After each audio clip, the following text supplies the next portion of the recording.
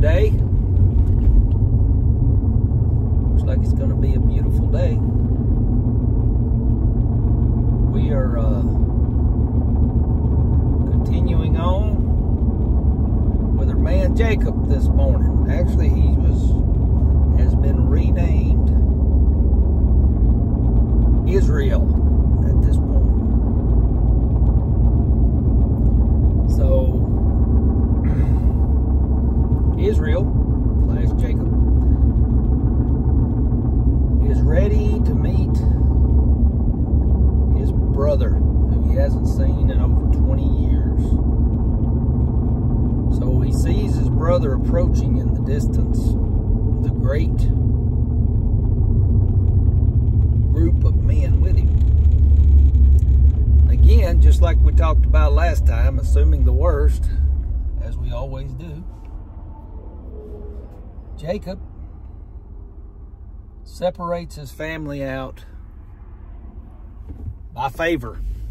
Jacob's good about picking favorites. Puts his servants, his concubines, for lack of a better term, and their children up front. Then he puts Leah and her children behind that, and then Rachel in the back with Joseph. So then he rides out to meet his brother, who immediately embraces him, hugs him.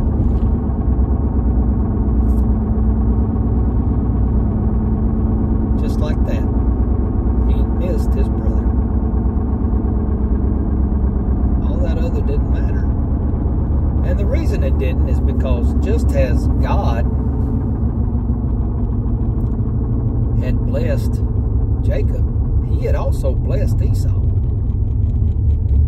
Now, God still loved Esau. Let's not mistake that. Esau, while he had taken his birthright lightly, really hadn't done anything wrong. He was still Isaac's child, and he was loved by God, and God had blessed him. And had obviously softened his heart. So Esau says, oh, you know, who's all these people you got here? Jacob tells him of his family. And then he says, well, what was the deal with all these cattle you sent? Jacob says, those are a gift to you. And this is how we know he was blessed. Esau said, brother, I've got way more than I need. I don't need that stuff. But Jacob insists. So Esau says, let's go back home to where our father is. And Jacob says, you know what, I can't keep up with you. You go ahead, and we'll come along behind. But Jacob, for whatever reason, we don't really have any context on why, doesn't follow his brother home. Instead, he goes to Shechem and settles there.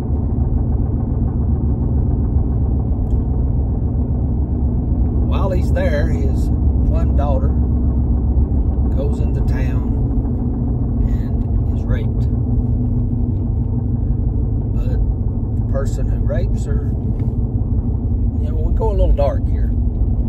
The person who rapes her says, you know what, I love her. And he was infatuated with her. And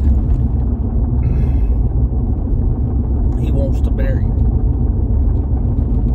So they come to Jacob and they try to say, hey, you know what, you know, I understand we did wrong. This is how warped things are. Understand he did wrong, but he loves her and he wants to marry her. Well, the brothers are furious, especially her true brothers, Levi, Simeon, Reuben. They're furious.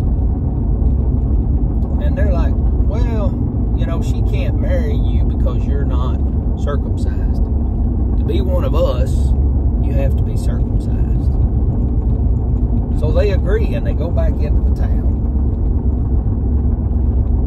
And they tell all the men, look, we need to live, and they put it under the guise of we need to live harmoniously with these people.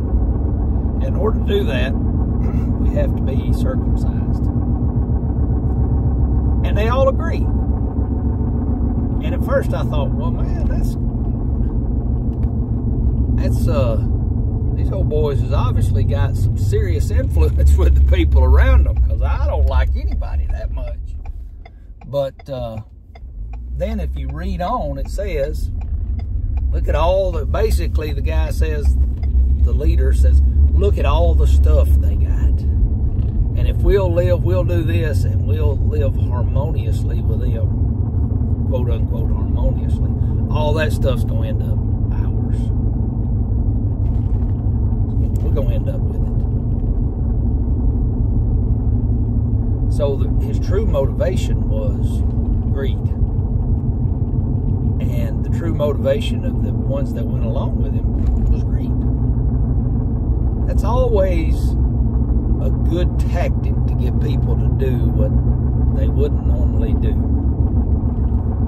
I've seen it a lot of times in my years in business. How do you get people to think illogically? Is you promise them something that seems too good to be true. And the reason it seems too good to be true is because it's too good to be true. There's a reason that it seems that way. It's because it is. But that still makes people think illogically and do things they wouldn't normally do. Greed is a very powerful weapon. So, these men are all circumcised. And it says that on the third day after they were circumcised, they were very sore. So Simeon and Levi go into town while they're sore and kill every one of them. Now, while their intentions were honorable, avenging the wrong to their sister, they were a little misguided. It seems a little extreme. But yet, that's what happened. They killed every one of them. And then it says the other brothers came into town and plundered the town. Stole everything they've got. They come back, and Jacob isn't very happy, because he knows now the word's going to get out what they did, and there's a lot more of them than there are of us, and you just signed our death warrant. But Jacob forgets that he's under the protection of Almighty God. And God tells him, pick up all your stuff and go back to Bethel. See, Jacob, I think, had forgotten about his promise to God when he was originally at Bethel, which was, if you'll take care of me, provide me food and clothing, and bring me safely back here, then you will be my God.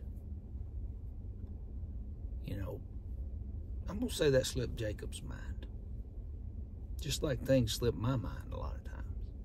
But God brought it back to his attention. And it says that as they traveled, there was a terror. This is the only place that word is used in our Bible. There was a terror among the people of Jacob and his family. So no one bothered him. God had put terror in their heart. So Jacob was provided protection by God. And he goes back to Bethel.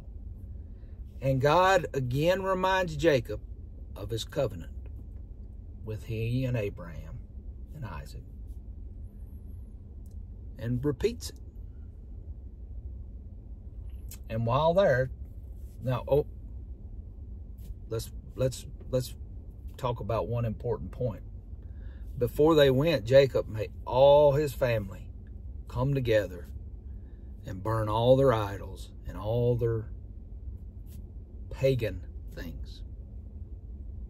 Basically making the statement, we're going to serve God. Not any other. Not little g God. Big G. The one true God. And then he comes back, and after God brings him back to Bethel, he tears down the pillar, it says, and erected an altar. The pillar was a pagan worship symbol. The altar was different. It was of God. He erected an altar, and they worshiped there at Bethel. And God repeated his covenant with Jacob. He had brought him back. Why did God repeat his covenant? Because Jacob had finally done what he said he was going to do. Not by his own choice. Isn't that amazing how God works? Jacob didn't go back to Bethel by his own choice. He was driven out of Shechem because of the evilness of his children. And for fear of his life. And God come to him and said, don't stay here. Go to Bethel. When Jacob had returned to Bethel and fulfilled his end of the promise, then God restated his covenant. God would always fulfill his covenant. But until Jacob fulfilled his promise, God wasn't going to repeat it. God wasn't going to remind him of it and give him the peace of knowing, you know what? God's got this. That's what the covenant always was.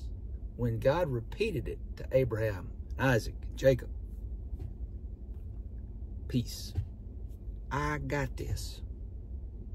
I promised you this. And you're going to be good.